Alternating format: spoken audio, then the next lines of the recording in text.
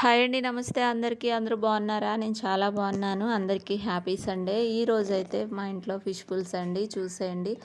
బొంతలు అంటారనమాట. ఇది ఒక సముద్రపు చేప. ఇంకా ముందుగా అయితే నేను చేపలను అయితే నీట్గా వాష్ చేసి పక్కన పెట్టుకున్నానండి. ఇంకా స్టవ్ వెలిగించి ప్యాన్ పెట్టి అందులో ఆయిల్ వేసుకుని ఆనియన్స్, పచ్చిమిర్చి ఫ్రై చేసుకున్నాను. అవి ఫ్రై అయిన తర్వాత టమాటాలు కూడా పేస్ట్ చేసి వేసుకున్నానండి. ఇవన్నీ మంచిగా ఫ్రై చేసుకోవాలి. చాలామంది కలిపి పెడతారు కదండి, అలా కాకుండా ఇలా చేసుకున్న టేస్ట్ అయితే చాలా బాగుంటుంది. ఇంకా ఇవి ఫ్రై అయిన తర్వాత ఇందులో కొంచెం ఉప్పు అలాగే పసుపు కూడా యాడ్ చేసి ఒక 5 నిమిషాలు ఫ్రై చేసుకోవాలి. మూత పెట్టేసి అయితే టేస్ట్ అయితే చాలా బాగుంటుందండి. ముళ్ళు కూడా ఎక్కువ ఉండవు, పిల్లలు కూడా తింటారు. ఇంకా మూత తీసి చూస్తున్నాను చూడండి. ఇప్పుడైతే ఇందులో అల్లం వెల్లుల్లి పేస్ట్ అయితే వేసుకుని ఒక 5 నిమిషాలు ఫ్రై చేసుకోవాలి. ఇంకా ఫ్రై అయిన తర్వాత ఇందులోనే కారానికి సరిపడా అయితే మనం కారం అయితే యాడ్ చేసుకోవాలన్నమాట. నేనైతే 3 స్పూన్స్ కారం అయితే యాడ్ చేశానండి.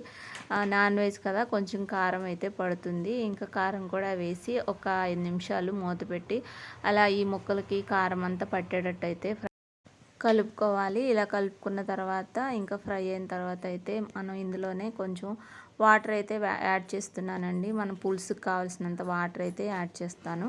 ఇంకా నేనైతే ఇందులో చింతపండు పులుసు అయితే పోయానండి. ఆమ్చూర్ పౌడర్తో అయితే కర్రీ చాలా టేస్ట్ ఉంటుంది, ట్రై చేయండి.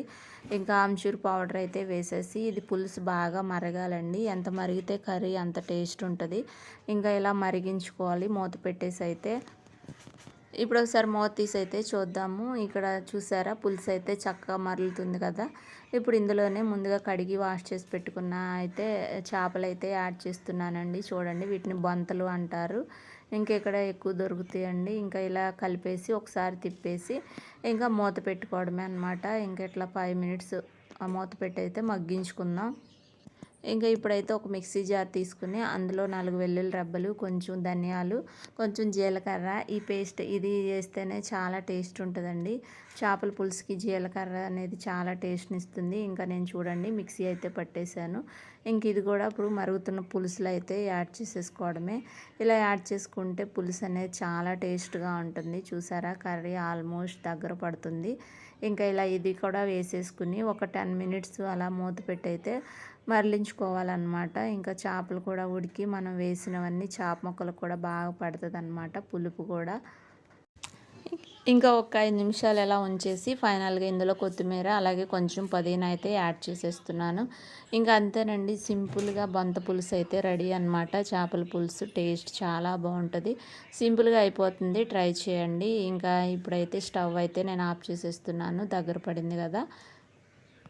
చూసారా, కలర్ఫుల్గా మీ ఫిష్ పులుసు అయితే రెడీ అండి. ఇప్పుడైతే తినైతే టేస్ట్ ఎలా ఉందైతే చెప్తాను చూడండి. వేడివేడి అన్నంలో వేసుకుని అలా గ్రేవీ చూసారా థిక్గా ఎలా ఉందో, టేస్ట్ కూడా అంతే బాగుంటుంది. ఈ వీడియో కనుక నచ్చితే ప్లీజ్ అండి లైక్ చేసి, షేర్ చేసి, కామెంట్ చేయండి. Thank you so much.